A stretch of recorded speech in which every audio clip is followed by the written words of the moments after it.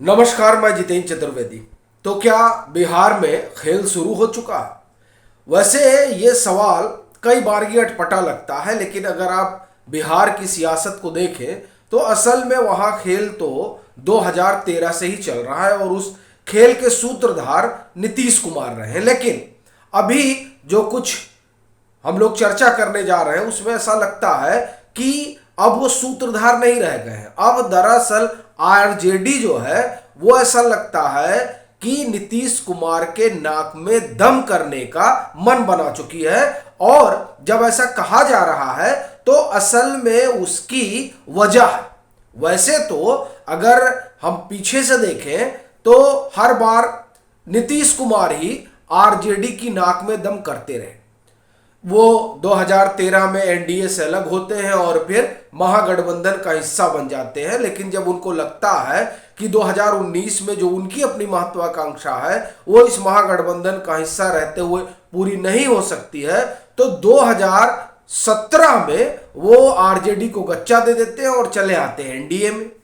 फिर यहां सब कुछ ठीक चलता है और 2022 आते आते एक पटकथा रची जाती है और उस पटकथा में तोड़फोड़ वाली कहानी होती है, उसमें सेकुलरिज्म के नारे होते हैं और उसमें डेमोक्रेसी की दुहाई होती है। इन तमाम भारी भरकम शब्दों और लवादों के साथ नीतीश कुमार एनडीए को छोड़ते हैं और फिर से महागठबंधन का हिस्सा बनते हैं और उस हिस्सा बनने के बाद वो अपने तरीके से उस महागठबंधन को चलाने की कवायद शुरू करते हैं और वो उसमें काफी हद तक सफल भी होते हैं।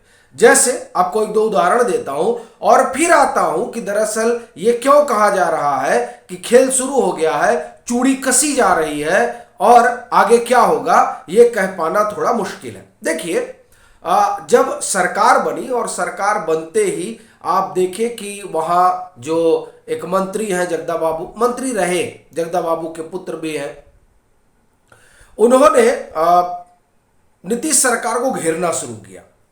जब नीतीश सरकार को घेरना शुरू किया तो उनका पद चला गया, लेकिन जाते जाते उन्होंने दो तीन बातें बता दी। एक तो ये कि ब्यूरोक्रेसी जो है वो अभी भी अपने हाथ में नहीं है और ये दिखाई भी दे रहा है बाजाप्ता। अभी मुझे लग रहा है 2-4 दिन पहले इंडियन एक्सप्रेस ने खबर भी की इसी ब्यूरोक्रेसी को लेकर कि किस तरीके से राजद और जदयू में इस मामले पर ठनी हुई है। चूंकि राजद का छोटा छोटा काम भी नहीं हो पा रहा है, वो जिसको चाह रहे हैं उसको अपना पीएस नहीं रख सकते हैं, जिसको चाह रहे हैं उसे सेक्रेटरी नहीं रख सकते हैं, जैसा चाह रहे हैं वैसा काम नहीं करा सकते हैं। चूंकि वो जो पूरी ब्यूरोक्रेसी है वो ब्यूरोक्रेसी उसी ढर्रे पर चलती है जैसा नीतीश कुमार चाहते हैं। और ये जो ट्रांसफर पोस्टिंग वाला मसला है ये पहले भी एक बड़े द्वंद्व का विषय रहा है महागठबंधन के भीतर, पहले मतलब जब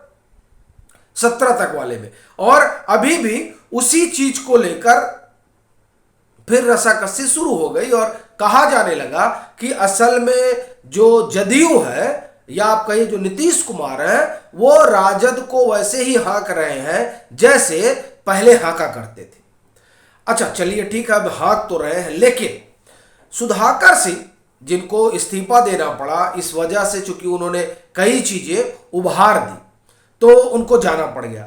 उसी उभारने में एक तो उन्होंने ब्यूरोक्रेसी वाला किस्सा सामने ला दिया सबके कि ये सब किसी की सुनते नहीं है और किस तरह से करप्शन करते हैं, ये तमाम चीजें उन्होंने आरोप लगाया और अब ये बात भी होने लगी है ब्यूरोक्रेसी को लेकर। दूसरी चीज उन्होंने उठाया कृषि मंडी, और ऐसा लगता है कि कृषि मंडी वाला मसला नीतीश कुमार के गले की हड्डी बन सकता है, एक बात। दूसरी बात, ये जो मंडी वाला मसला है और कृषि सुधार वाला मसला है उसको लेकर लगातार सुधाकर सिंह आवाज उठा रहे हैं। जगदा बाबू उनके इस्तीफे पर कहते हैं कि बलिदान तो देना ही पड़ता है। और अब जो खेल की बात कर रहा हूं वो है राकेश टिकैत। राकेश टिकैत की एंट्री हो रही है इस पूरे गेम में और ये बहुत चौंकाने वाली है। वह इसलिए चूंकि राकेश टिकैत तो उस सेकुलर अलंबरदारों के खेमे के माने जाते हैं, जो मुजफ्फरनगर में महापंचायत कहकर रखकर एक ही मंच से दोनों नारे देते हैं और कहते हैं कि दरअसल बांटने का काम तो भाजपा करती है, हम तो जोड़ने की सियासत करते हैं। और वैसे तो वो किसान महापंचायत थी, लेकिन वहां बातें सब सियासी हुई और जब सवाल हुआ तो कहा गया कि साहब किसानों को हक दिलाने के लिए सियासत तो करनी पड़ेगी थोड़ा बहुत। बहरहाल, तो वो राकेश टिकैत एक पत्र लिखते हैं नीतीश कुमार को। अब ये देखिए, मामूली बात नहीं है, क्योंकि वो उसी कुनबे से आते हैं जिस कुनबे की कांग्रेस है, जिस कुनबे की राजद है, जिस कुनबे के वाम है। ये पूरा वो एक धागे में ये लोग पिरोए हुए हैं। अब वो पत्र लिख रहे हैं और आप ध्यान रखिए कि उस पत्र में वो मुख्यमंत्री नीतीश कुमार को यह बता रहे हैं कि अगर आप मंडी की व्यवस्था लागू नहीं करेंगे तो हमें बिहार में आंदोलन करना पड़ेगा। मंडी की व्यवस्था वहां 2005-06 में खत्म कर दी गई थी, सरकारी मंडी। तब से लेकर इतना भारी कृषि आंदोलन हो गया, लेकिन बिहार को लेकर राकेश टिकैत ने या उस समय जो मूवमेंट चल रहा था उसमें किसी ने मुंह तक नहीं खोला कि साहब यहां जो है सरकारी मंडियां नहीं है, यह इसको लागू कराना चाहिए, इसको यहां पर स्थापित करना चाहिए, उस व्यवस्था को दोबारा लागू किया जाना चाहिए। सब खामोश रहे। अचानक ये जो पत्र आया है, यह पत्र क्यों आया है? सुधाकर सिंह पिछले 1.5-2 महीने से सवाल तो उठा ही रहे हैं। क्या यह पत्र यूं ही आ गया? क्या यूं ही नीतीश कुमार पर राकेश टिकैत दबाव बना रहे हैं? ये जब तमाम सवाल के जवाब ढूंढने की कोशिश होती है, तब पीछे की पूरी कहानी याद आती है, जिस पृष्ठभूमि में यह महागठबंधन बना था। और उस पृष्ठभूमि में 2 बातें बड़ी स्पष्ट थी। एक ये कि तेजस्वी यादव को कुर्सी मिलेगी और दूसरा ये कि ये दिल्ली की सियासत करेंगे। अब उस बाबत कई बयान भी आ चुके हैं राजद की तरफ से, लेकिन जदयू उस पर नाराजगी जाहिर कर उस पर एतराज जाहिर करके प्रशांत किशोर जैसे जो नेता है, अब वो नेता ही हो गए हैं इसलिए उनको अब चुनावी रणनीतिकार तो नहीं कहूंगा, वो 9वीं पास फेल का बयान देते हैं और फिर उन बयानों पर जिस तरह से नीतीश कुमार प्रतिक्रिया देते हैं, तो दरअसल नीतीश कुमार के माफ करिए प्रशांत किशोर के बयान की इज्जत बढ़ जाती है। तो इन तमाम चीजों के जरिए राजद दबाव बनाती है कि मुख्यमंत्री बनाइए, और इधर प्रशांत किशोर का बयान आता है 9वीं फेल। ये बातें इस ओर इशारा करती हैं कि दरअसल रसाकसी ठीक चल रही है और जदयू इस फिराक में कि जब तक दिल्ली का कोई बात बनेगा नहीं तब तक यहां से छोड़ा नहीं जाएगा, ऐसा लगता है। चूंकि महागठबंधन का हिस्सा बनने के बाद तो नीतीश जी दिल्ली उल्ली टहल आए, रैली वैली भी देख आए, और दिल्ली टहलने और रैली देखने के बाद एक चीज तो एकदम स्पष्ट हो गई कि वो जिनको जोड़ना चाह रहे थे वो जोड़ने के बजाय तो भाग रहे हैं।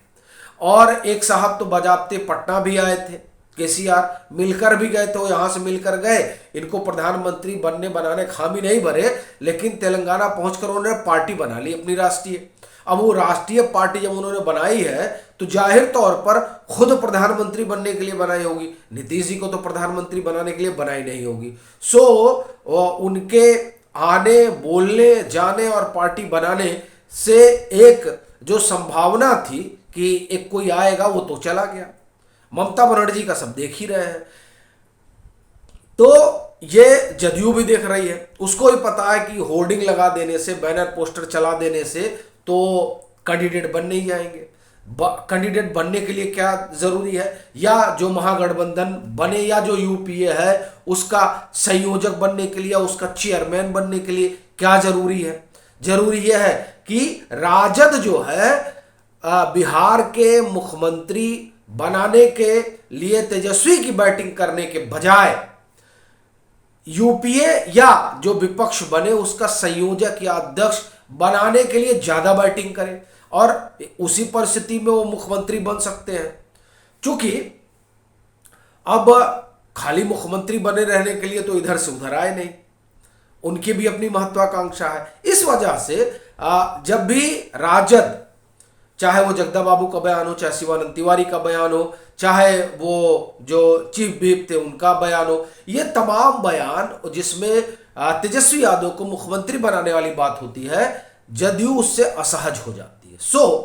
अब ऐसा लगता है कि वो जो तमाम चीजें हुई उसको देखते हुए राजद ने ये कहना गलत नहीं होगा कि कृषि और कृषि मंडी वाले मसले को अपनी पार्टी के लोगों को उछालने दिया गया।